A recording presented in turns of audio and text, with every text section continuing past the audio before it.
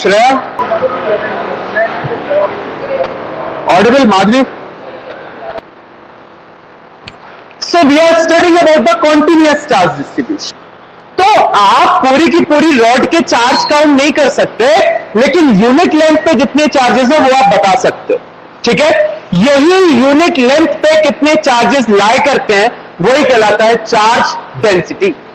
Charge density is defined as the charge per unit length. For example, इस पूरे की length कितनी है?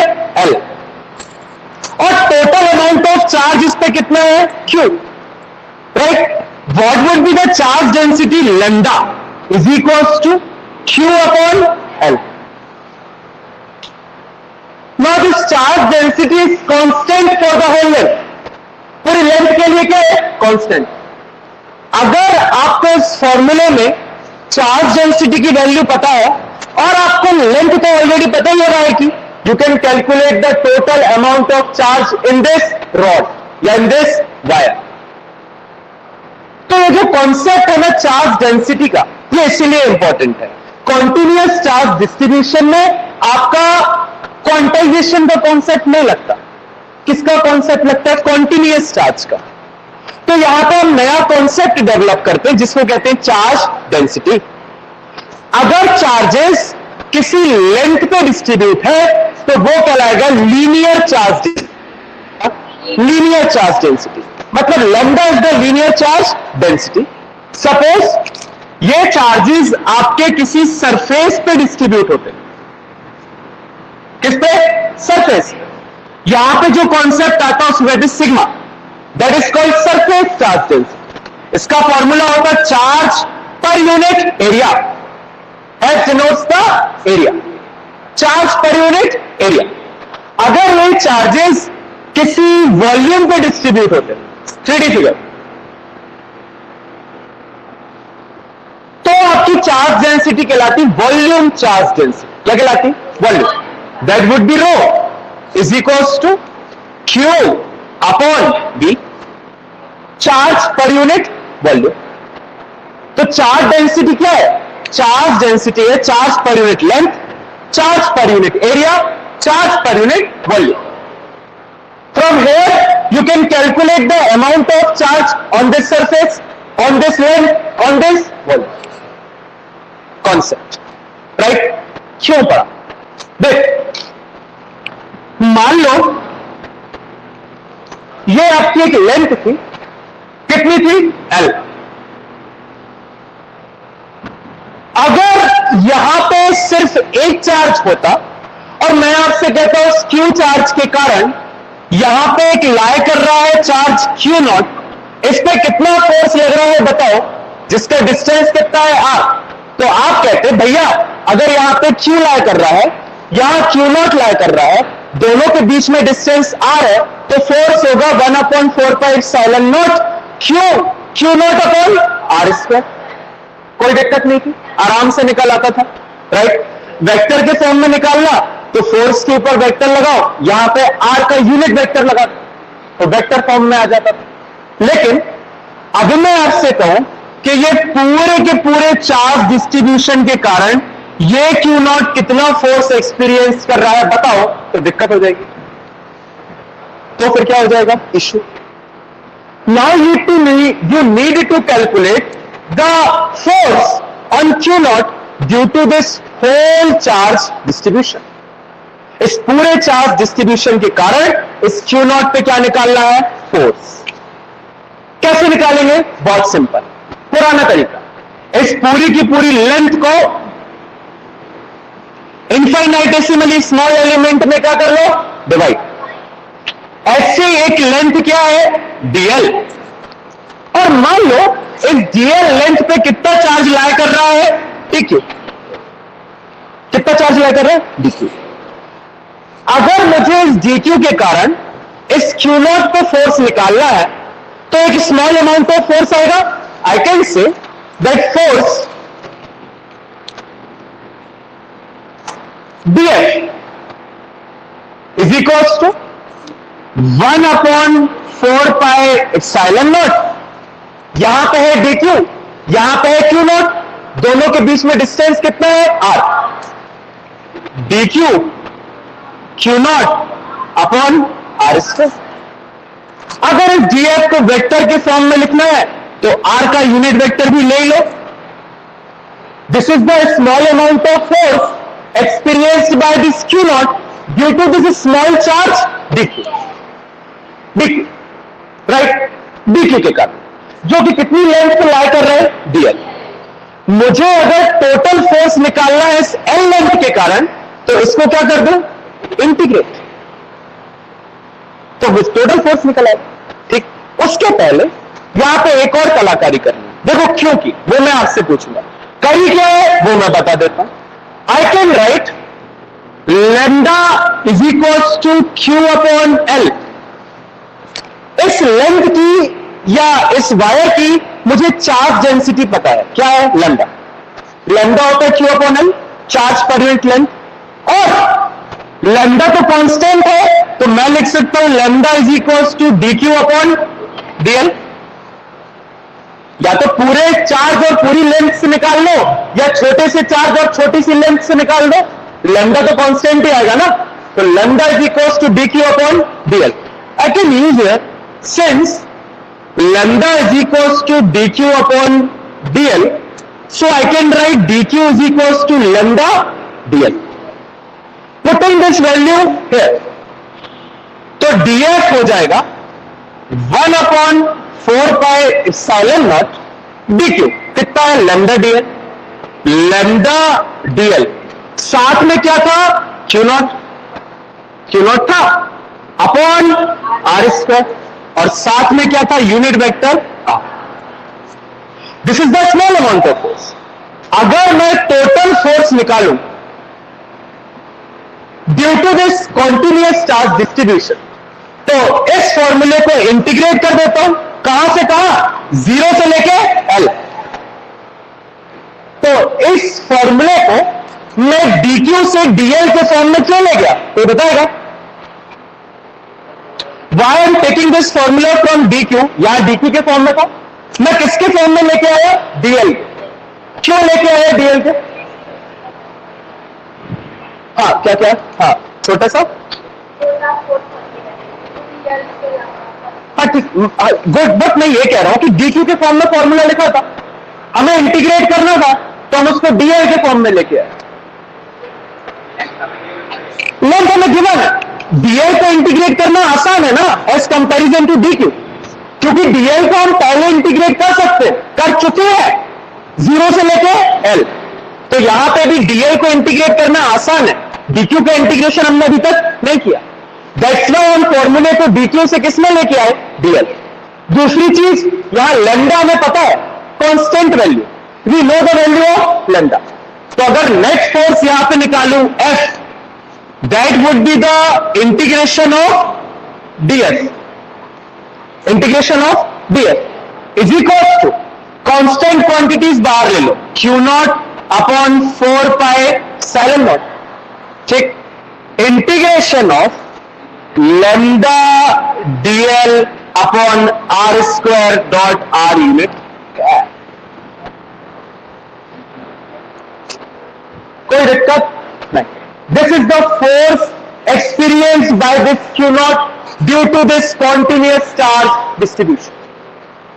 कुछ नहीं किया, dq की जगह मैंने क्या रखा, lambda dl, ये रख दिया lambda dl, बाद में q naught बाहर निकाला, इंटीग्रेट कर दिया। दिस इज इंटीग्रेशन लेंथ के फॉर्म में, जहां से जहां दी हो, 0 से लेके l दी हो, 2 से लेके 4, 6 से लेके 8, कुछ भी हमने डायरेक्ट लिख दिया l।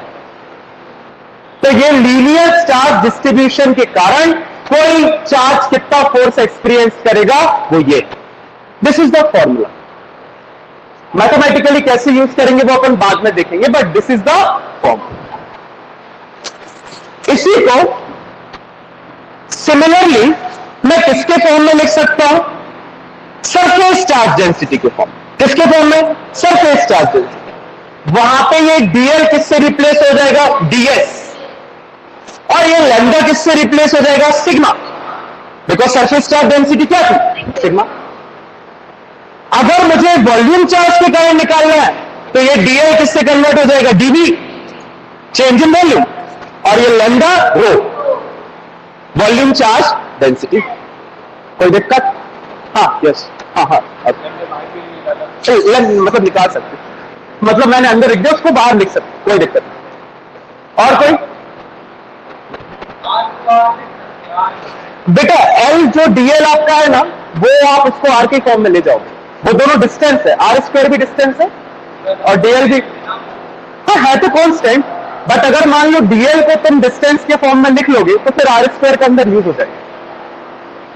अभी तुम्हारे लिए अगर फॉर्मूले के बाहर लिखना हो तो लिख सकते हो, कोई दिक्कत नहीं, अंदर भी लिखा है तो अच्छा लग रहा, वरना डीएल अच्छा नहीं लगता। वही हम कह रहे हैं, न्यूमेरिकल में कैसे यूज करोगे वो अपने आप समझ में आ जाए। यहां पे कांस्टेंट दिख रहा है आर स्क्वायर, वहां पे उपयोग हो जाएगा। और बताओ, हाँ शिवानी कुछ नहीं? हाँ हाँ, वही मैं कह रहा हूं कि ये अगर अंदर भी लिखी तो सही। अभी अपन ने इंटीग्रेशन कर दिया क्या? नहीं, दिखा रहे हैं क्या? हाँ, ये भी कांस्टेंट है। हाँ तो ठीक है, बट वो इश्यू है कि अपन पूरे लेंथ से ये डिस्टेंस आर कांस्टेंट, जो थोड़ा बहुत चेंज है उसको माइनर ले, लिखे लिखिए।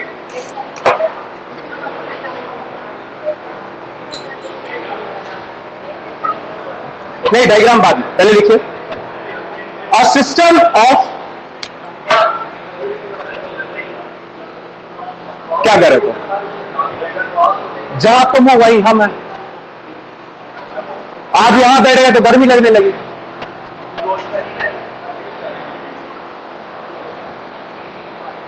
पानी है उसमें, क्या हो गया, क्या करवाया उसको बताओ।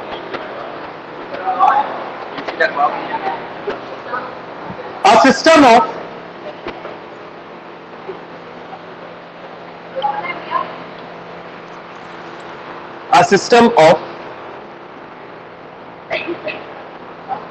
closely spaced,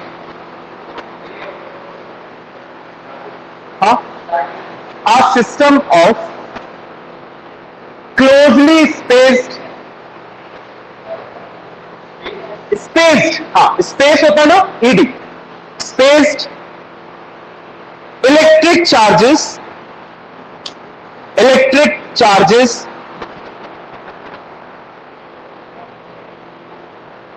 forms continuous charge distribution, forms continuous charge distribution.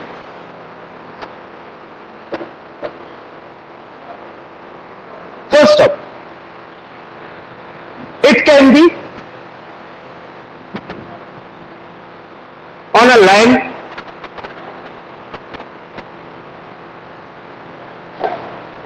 comma surface or volume. It can be on a line, surface or volume. Line change, charge density, linear charge density, heading, side heading.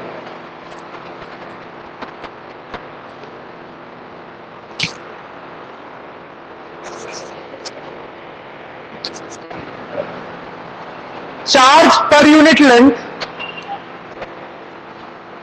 charge per unit length is called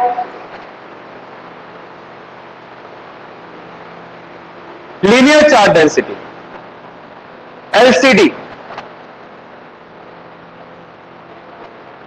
bracket में लिखना lambda. ये वाला figure बना लो,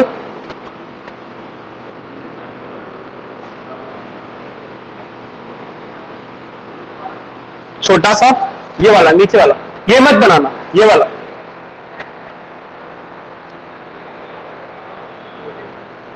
और formula लिख लो, lambda is equals to Q upon L.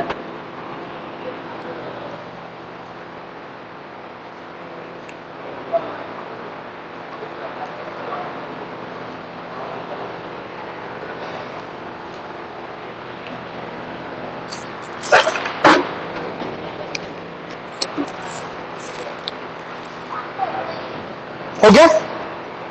Number 2 surface charge density.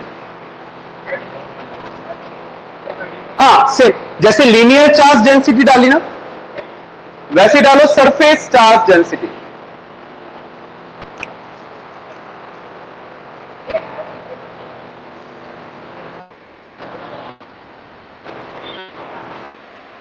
लिख लो, charge per unit surface, charge per unit surface is called अब surface slash area. Charge per unit surface slash area, बात वही है, कुछ भी लिख लो, is called surface charge density. Formula होता है क्या, sigma is equals to Q upon S.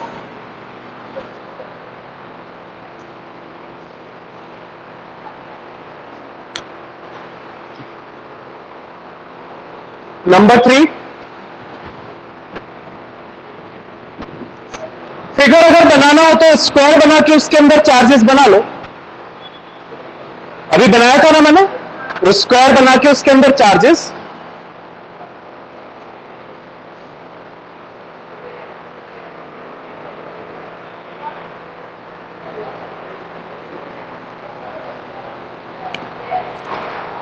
Three, volume charge density से charge per unit volume.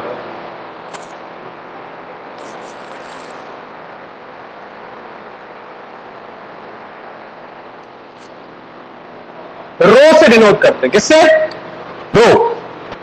Row is equals to Q upon v.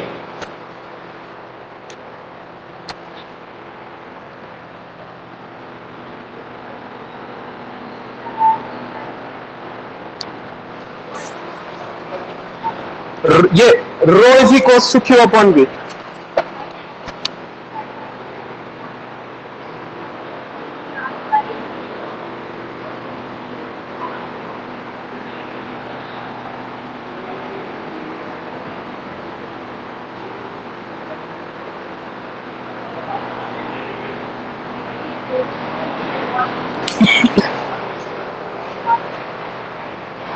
हाँ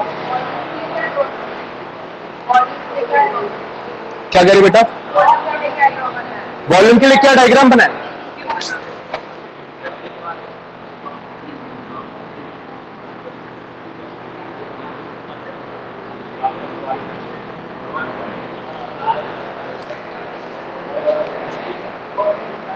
3D सा दिख रहा है।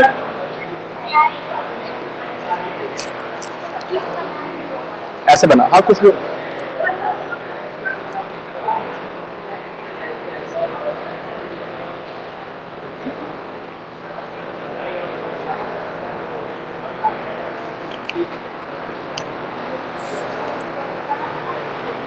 हेडिंग डालिए,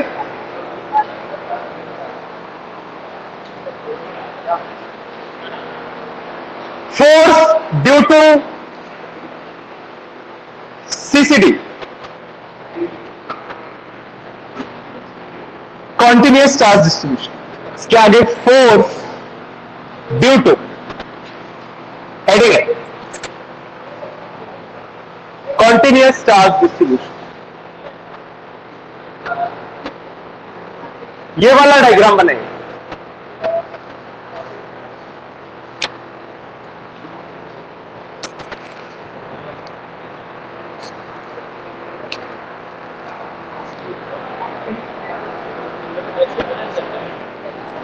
चैप्टर तो हो जाए पहले, 10 दिन और चलेगा, सबसे बड़ा चैप्टर है।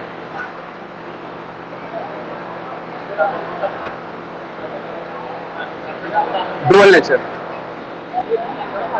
सेकेंड टर्म आरएडीएस। कौन, हाँ 3-4 दिन चलेगा।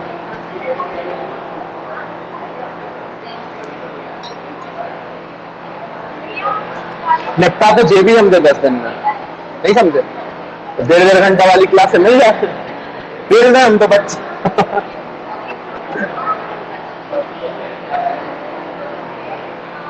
कंसिडर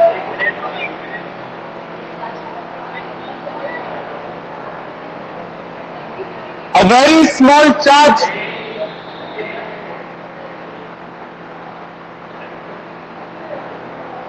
बना लो.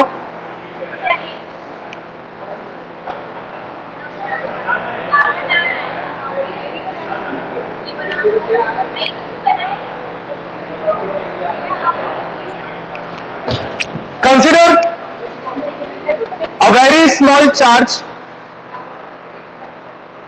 dq in a small distance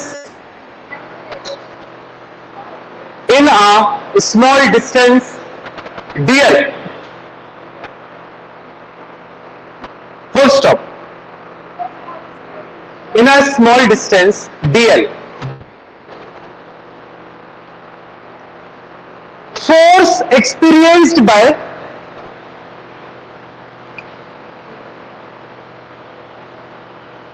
the charge q naught, force experienced by the charge q naught at distance r.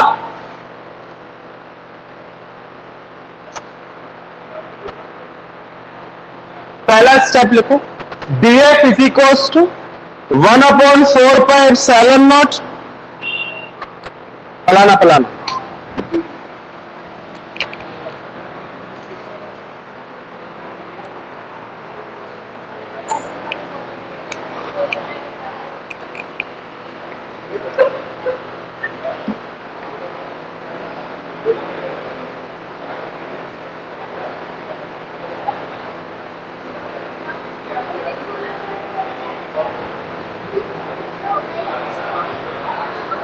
We know that W getting lambda is equals to dq upon dl, which implies that dq is equals to lambda dl.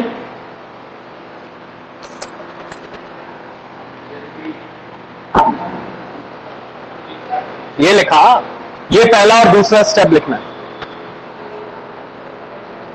W के T base और फिर ये, फिर लिखो putting the value, putting the value.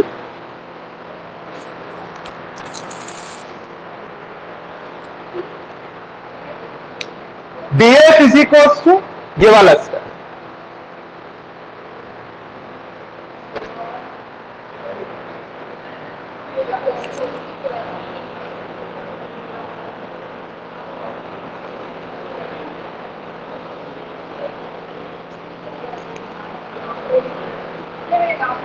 हाँ बेटा, नहीं, फिर इसके बाद लिखना है therefore total force. हाँ, इसके बाद पुटिंग द वैल्यू के बाद ये, उसके बाद total force due to continuous charge distribution, total force due to continuous charge distribution. Last step लिख लो, उसको ब्रैकेट कर लो.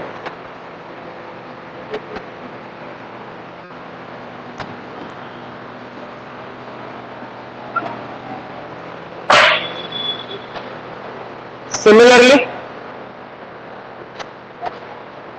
for surface charge distribution, F vector is equals to q naught upon 4πε0 integration sigma ds upon r square r unit cap s. For volume charge distribution, F is equals to q naught upon 4πε0 integration rho dot dB r square r unit cap.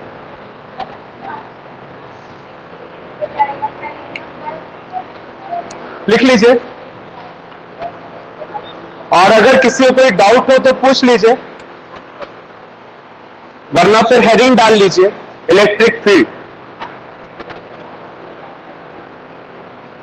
The most important topic of the electrostatics.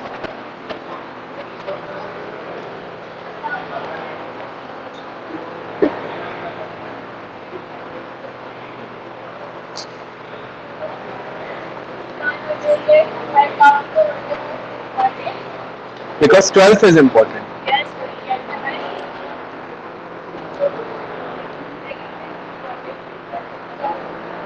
तो heading डाल दीजिए electric field.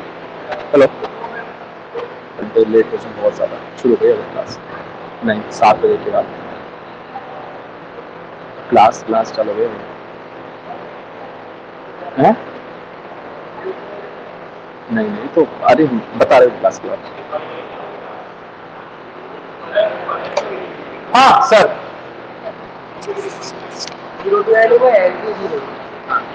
अरे मैंने ये integration बेटा 0 to L है, L to 0 नहीं लिखा. ये L लिखने का मतलब है कि लेंथ को इंटीग्रेट कर रहा हूं. यहां पे मैंने लिमिट नहीं लगी अभी इंटीग्रेशन, वो कुछ भी हो सकती है. ये L लिखने का मतलब है यहां पे लेंथ को इंटीग्रेट कर रहा हूं. ये S लिखने का मतलब है यहां पे सरफेस को इंटीग्रेट कर रहा हूं. और ये G लिखने का मतलब है यहां पे वॉल्यूम को इंटीग्रेट कर रहा हूं. हाँ नहीं तो ऑफ कोर्स सी बात है. लोअर लिमिट नीचे लिखोगे, अपर लिमिट ऊपर लिखोगे. 0 नीचे, L ऊपर. ये यहाँ पर लिमिट मतलब अभी लेंथ फिक्स, अभी तो फिर वही बात, अभी तो अपन ने सिर्फ स्मॉल एलिमेंट के लिए लिया है. टोटल लेंथ के लिए तो इंटीग्रेट ही करना पड़ेगा ना. वो तो फिक्स ही है अपनी 0 to L होगा. हाँ तो कुछ, हाँ तो मतलब इंटीग्रेशन तो डीएल की वैल्यू तो अलग अलग आ सकती है ना. सरफेस तो अलग अलग हो सकता है. वायर अभी सीधा दिख रहा, आड़ा हुआ तो फिर तो 2 पाई आर स्क्वायर हो जाएगा ना. वही तो कह रहा है.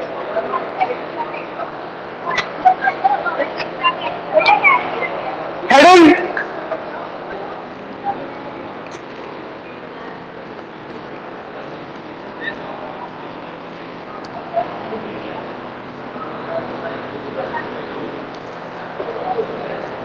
yeah.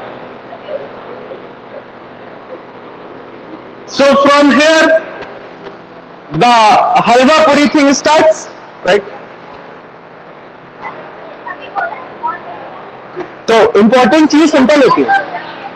इंपॉर्टेंट चीजें सिंपल होती है. Electric field, right, totally in relation to the gravitational field. अगर किसी को ध्यान हो, नहीं ध्यान है फिर से कर शुरू से. Suppose I am a charge, ठीक, मेरा इन्फ्लुएंस या मेरा ऑरा कहीं तक होगा, राइट. मैं यहां से चिल्ला रहा हूं तो हो सकता है वरुण तक आवाज जा रही हो, या फिर वरुण को उठा के मैं उस डोर पे बिठा दूं तो हो सकता है वहां पे भी वरुण मेरी आवाज सुन सकते. लेकिन अगर डोर के बाहर उस वाले हॉल में चला गया तो उसे मेरी आवाज सुनाई देगी क्या? नहीं. इसका मतलब मेरा ऑरा या मेरी फील्ड कहां तक है? दरवाजे तक.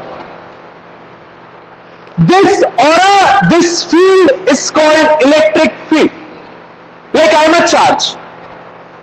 हर एक चार्ज की अपनी फील्ड होती है, एक रीजन होता है अंडर विच जिसका इफेक्ट हम फील कर सकते हैं. जैसे मेरी फील्ड है, उसके अंदर मेरे इफेक्ट को फील किया जा सकता है ना. सिमिलरली एक चार्ज है जिसके इफेक्ट को एक पर्टिकुलर रीजन के अंदर फील किया जा सकता है, राइट. फील कौन करेगा? बराबर. मतलब कि स्मॉल चार्ज. तो मैं अगर एक चार्ज हूं, for example I am a source charge. क्या हूं मैं? सोर्स चार्ज, जिसकी हम इलेक्ट्रिक फील्ड पता करना चाहते हैं. How can I calculate? मैं एक टेस्ट यूनिट पॉजिटिव चार्ज, छोटा सा एक चार्ज लूंगा, लाइक वरुण, उसको मैं किसी एक रीजन पे बिठा दूं. मैं पता करूंगा यहां पे बैठ के ये क्यू नॉट इस सोर्स चार्ज के कारण फोर्स एक्सपीरियंस कर रहा है कि नहीं कर रहा. अगर ये क्यू नॉट यहां पे इस सोर्स चार्ज के कारण फोर्स एक्सपीरियंस कर रहा है, मतलब कि ये क्यू नॉट इसकी फील्ड के अंदर है.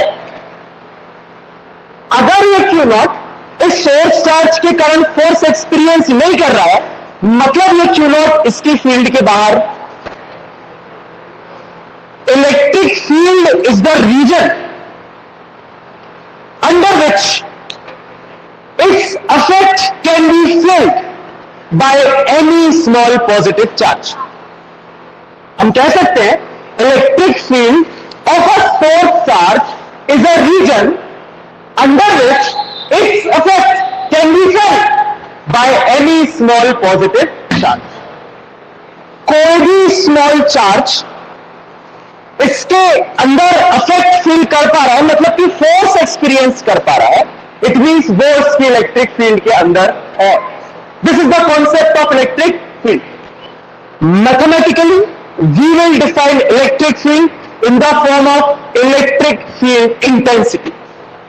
जैसे mathematically gravitational field can be defined in the form of gravitational field intensity. अगर जाना यहां पे किसके फॉर्म में डिफाइन करोगे? Electric field intensity. वहां पे क्या था? Gravitational field intensity, force experienced by the unit mass. यहां पे क्या है? Electric field intensity, force experienced by the unit charge is equals to E। Electric field intensity. तो मैथमेटिकली अगर इलेक्ट्रिक फील्ड को डिफाइन करना है तो किसमें करोगे? Electric field intensity. However electric field is also a vector quantity.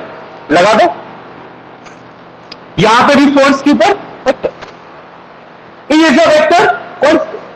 There is a direction of E, right?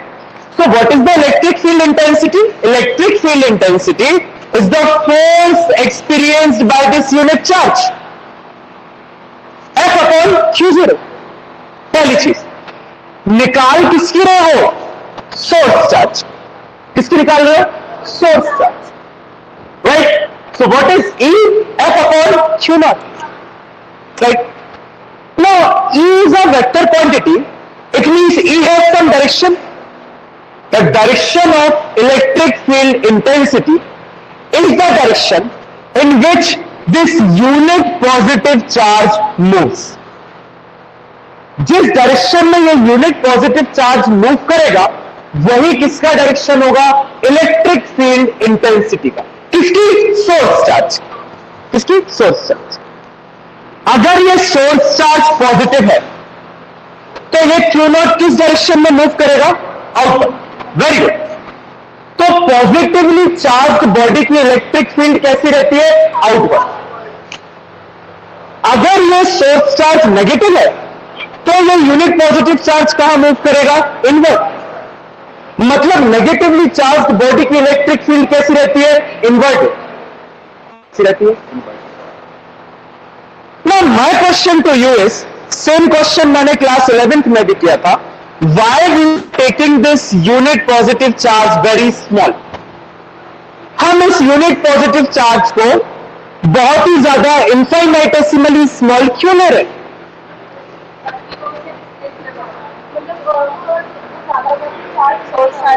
एक minute check करते हैं। हाँ, वो अगर ज्यादा हो जाएगा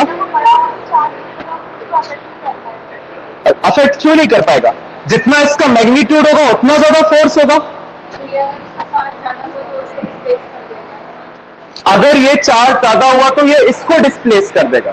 we are studying about the static charges, no issue. अगर थोड़ा बहुत मैग्नीट्यूड, हाँ मतलब यू आर राइट, आंसर सही है, अफेक्ट इसी को करेगा। बट नहीं, यू सेड ओके, कूल, तुम्हारा भी सही। हाँ, एनीवन एल्स?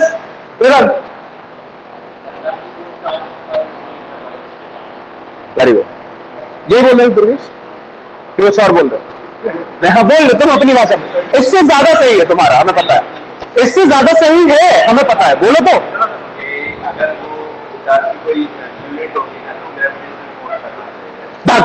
नहीं, बेइज्जती करवा दी। हाँ,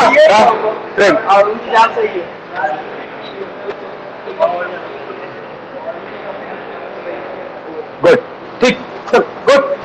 सबका आंसर ठीक है कि अगर ये चार्ज बड़ा हुआ it could affect the force charge, क्योंकि इसकी कुछ इलेक्ट्रिक फील्ड है कुछ इलेक्ट्रिक फील्ड होगी, हर चार्ज की होती है। अगर ये चार्ज ज्यादा बड़ा हुआ तो ये जो है ना सोर्स चार्ज के डिस्ट्रीब्यूशन को अफेक्ट कर देगा, फिर आप इसकी कांस्टेंट इलेक्ट्रिक फील्ड की वैल्यू नहीं निकाल पाओगे, एरर्स आएंगे। क्या आएंगे? एरर्स। उन एरर्स से बचने के लिए हम अपने टेस्ट चार्ज को क्या लेते हैं? छोटा लेते हैं, स्मॉल लेते हैं। छोटा लेने से यह होगा किसका कोई ज्यादा इफेक्ट नहीं पड़ेगा इस पर, राइट? इसके होने या ना होने का कोई इफेक्ट नहीं पड़ेगा, इसकी इलेक्ट्रिक फील्ड को चेंज नहीं कर पाएगा। सबसे बड़ी बात, इसकी इलेक्ट्रिक फील्ड को ये क्या नहीं कर पाएगा? चेंज नहीं कर पाएगा। So that's why we are using the unit positive small charge, infinitesimally small. It means my limit q naught tends to 0.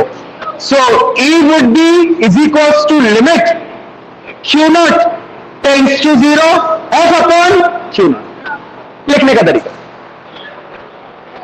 हाँ भैया, कौन सा भैया?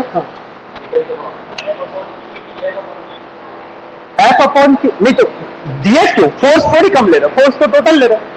क्यू नॉट की लिमिट छोटी की, डीएफ की नहीं। Okay good, again a good question. अगर आपने नहीं पूछा तो you know the answer. Why we are taking this positive and not negative? Q zero is always positive. Mass में तो चलो ठीक था, ये क्वेश्चन उठता ही नहीं था, because mass is a positive quantity. A charge could be negative, but why we are taking it as a unit positive?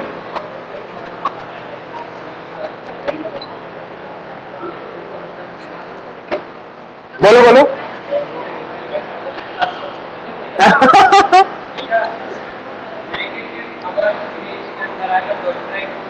हाँ तो भी फील्ड आएगा।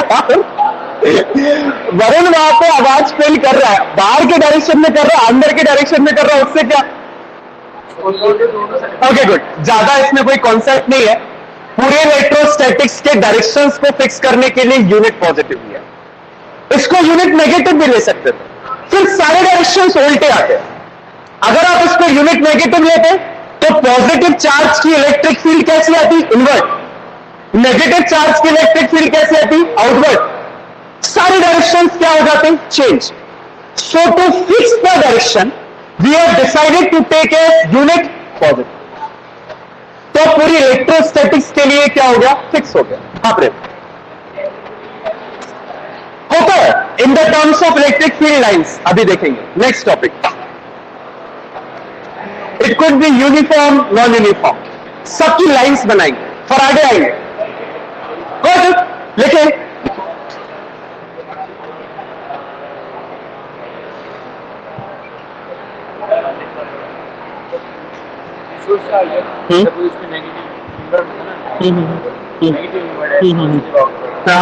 अब अगर ये नेगेटिव बदल जाएगा, हाँ, तो शेप ना बदल जाएगा, लेकिन उसका डायरेक्शन तो बदल जाएगा ना।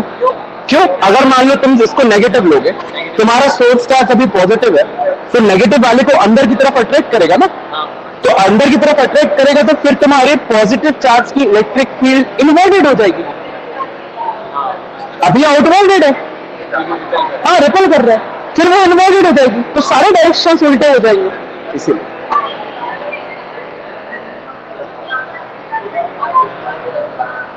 द स्पेस और रीजन, हेडिंग डली हुई है ना, इलेक्ट्रिक फील्ड। द स्पेस और reason around the charged body,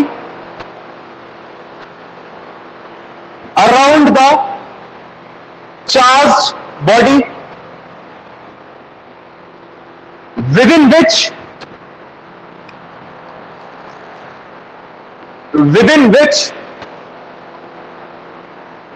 its influence can be felt, within which its influence can be felt, F-E-L-T, felt by other small charge, by other small charge is called electric field. Electric field.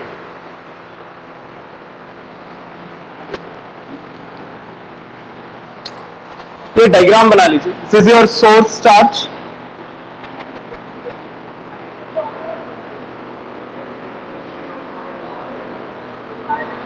Test charge. छोटा सा बनाना.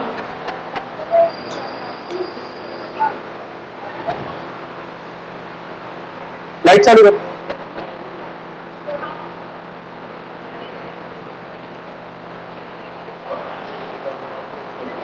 गर्मी यार कम नहीं हो रही यार.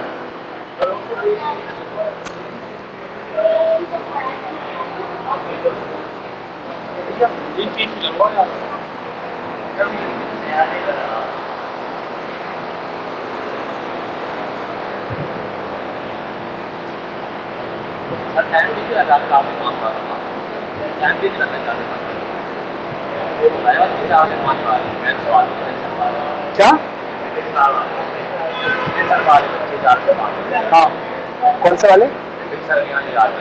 हाँ हाँ, वो आ जाएंगे चार. फिर इसमें आ जाएंगे. तो हम कहाँ कर रहे हैं? तो हमें जा बता दो कहाँ मतलब बनाए पेपर. दो हैं बस, उसमें और कुछ नहीं है. बाकी सब उसी में है. हाँ, लिखिए. क्या लिख रहे थे? लिखो. थ्योरेटिकली. थ्योरेटिकली आज तक है मैथ्स की में. Okay. Theoretically the electric field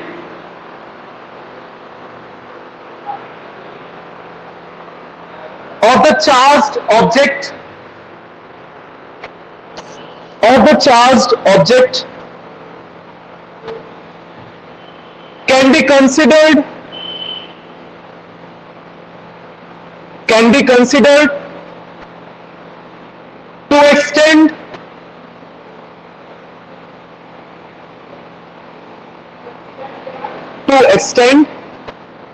up to infinity.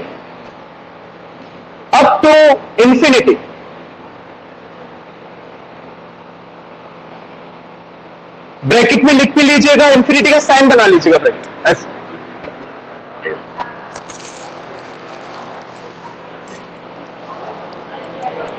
लिखिए सोर्स चार्ज. हेडिंग. हाँ, मतलब साइड हेडिंग छोटी छोटी. Source charge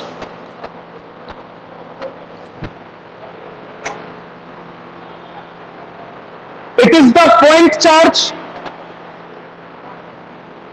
It is the point charge producing electric field. It is the point charge producing electric field.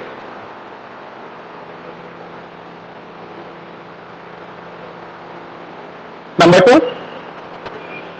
Oh, sorry. मतलब next source. अच्छा, source के बाद test charge.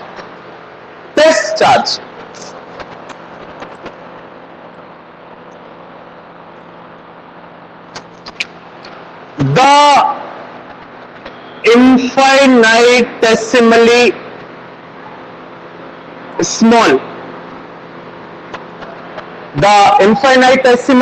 small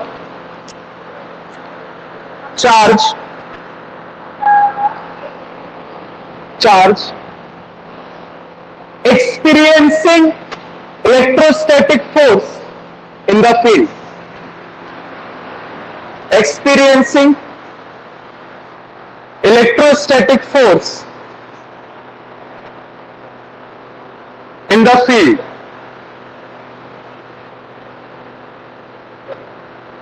Full stop. हाँ हाँ. Electrostatic force in the field. Full stop. Electric field intensity. हाँ, heading. Okay 2 minute, take the rest. कोई नहीं, हाँ नहीं नहीं, 2 minute.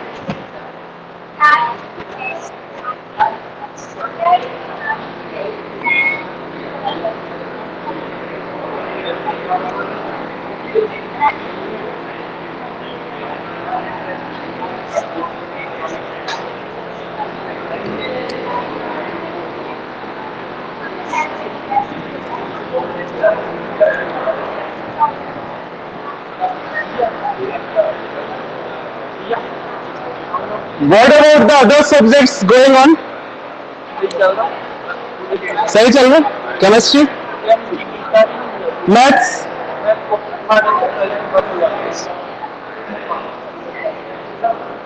Good.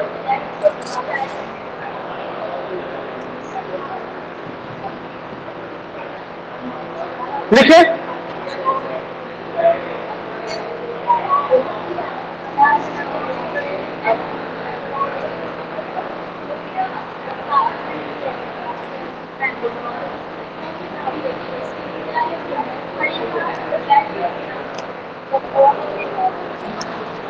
the force experienced,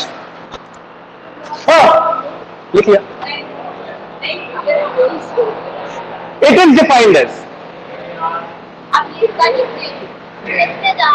it is defined as, तुम्हारे पास तो जगह भी नहीं आके फिर भी रो रही है। It is defined as the force experienced by the force experienced by the unit positive charge,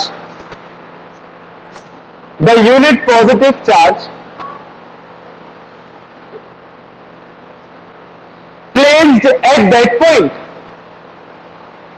placed at that point. Full stop. लिख लीजिए, E vector is equals to F vector upon Q naught, where Q naught tends to 0, very small, so that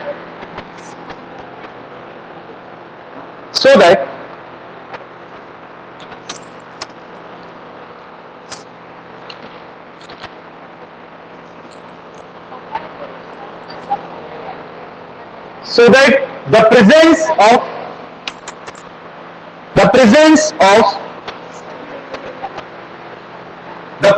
of this charge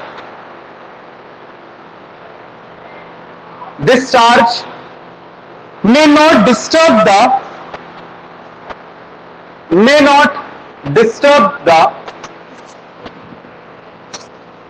so that the presence of this charge may not disturb the distribution of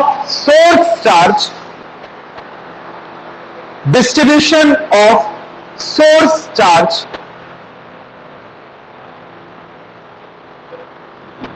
producing field.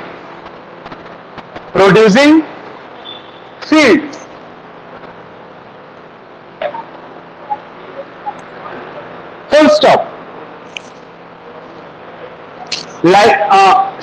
लिख लीजिए, so that E is equals to limit Q naught tends to 0, F upon Q naught. लिखने का तरीका है बस, और कुछ नहीं।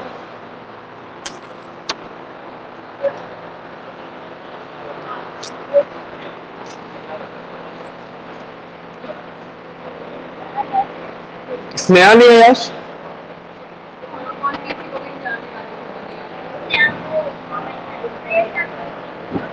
प्रेरणा तो फर्स्ट बैच में आई थी।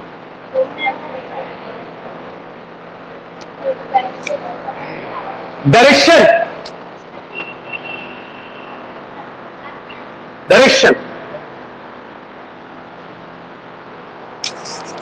the direction of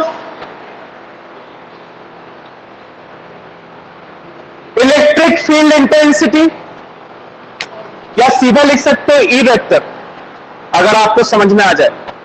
the direction of electric field intensity is in the direction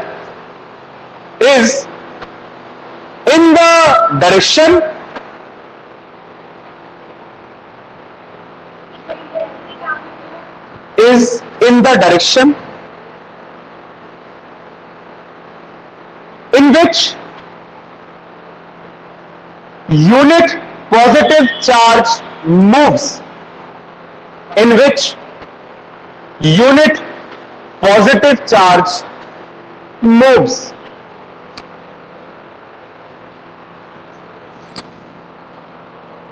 Full stop. ऐसा unit.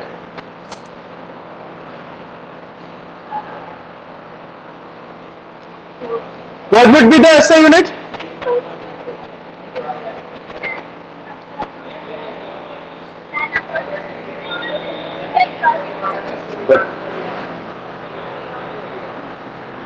SI unit is Newton per coulomb.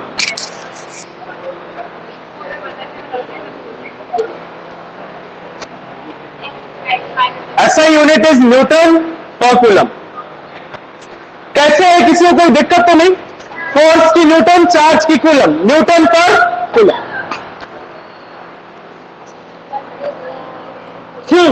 ये ऐसा शॉर्ट में, अभी वैसे अपन इलेक्ट्रिक फील्ड लाइंस में डायरेक्शंस को अच्छे से देखेंगे, बट स्टिल शॉर्ट में लिख लो, अगर प्लस क्यू है तो आउटवर्ड है,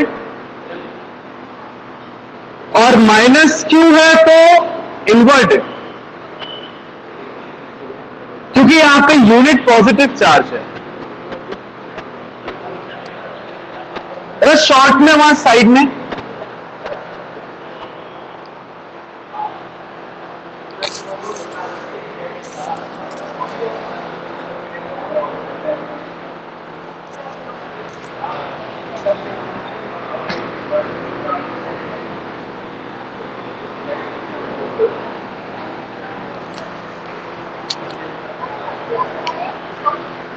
हेडिंग डालिए, electric field intensity due to a point charge. Electric field due to a point charge. Electric field due to a point charge.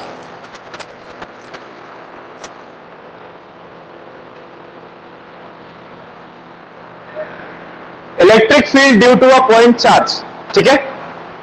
इसमें केस वन,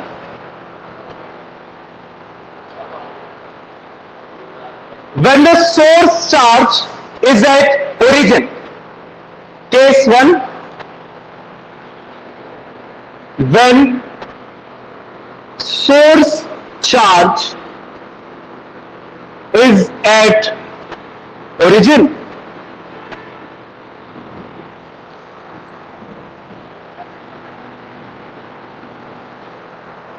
देखिए, अब सारी की सारी कहानी सिंपल है। ये आपका ओरिजिन है, जहां पे आपका सोर्स चार्ज लाई करता है। तो एक पॉइंट है P, जिसपे आपको सोर्स चार्ज के कारण इलेक्ट्रिक फील्ड पता करनी, राइट। तो मैं क्या करूं, यहां पे एक यूनिट पॉजिटिव चार्ज लेके आऊं। ये यूनिट पॉजिटिव चार्ज जितना फोर्स एक्सपीरियंस करेगा वही तो इसकी इलेक्ट्रिक फील्ड होगी, right. Suppose the distance is r, ठीक।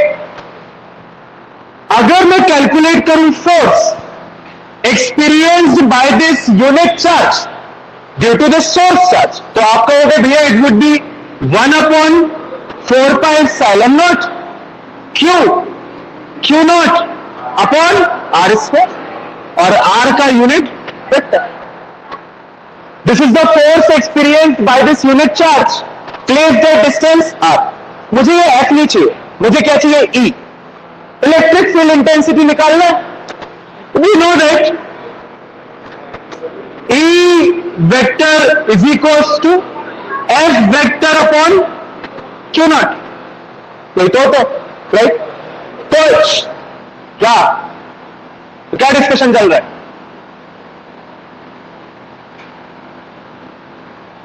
E vector is equals to F vector upon Q naught, मतलब इस फोर्स को अगर मैं Q नॉट से मल्टीप्लाई कर दूं 1 अपॉन Q नॉट से, I will get the value of E.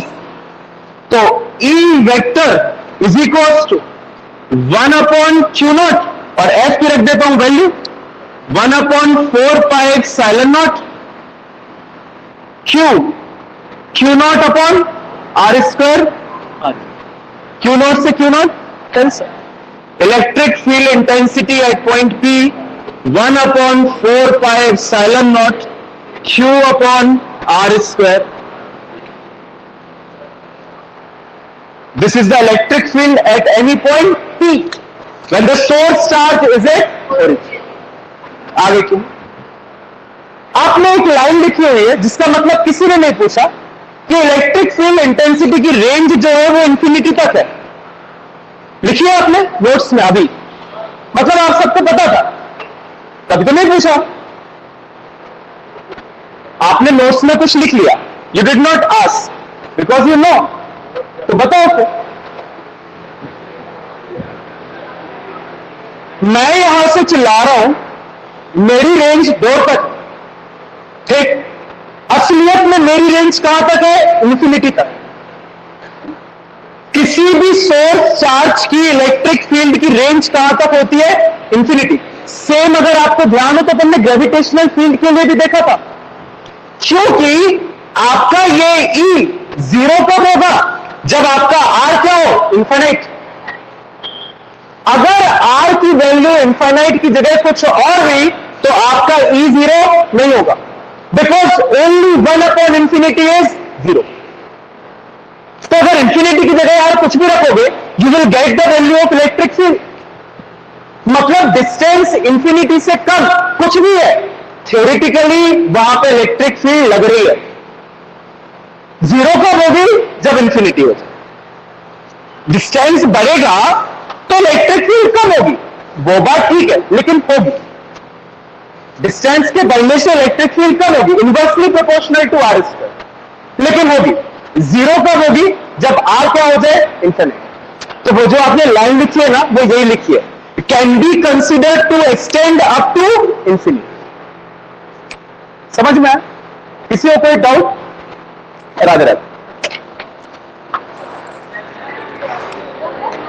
इसको कल लिखवा दो, कोई दिक्कत नहीं.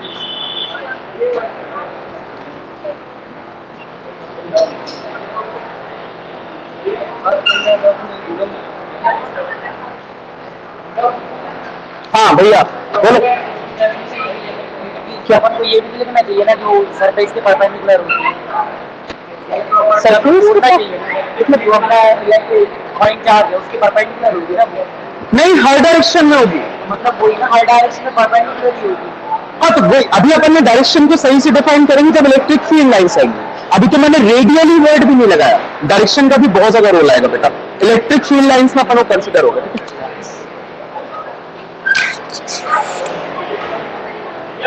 हाँ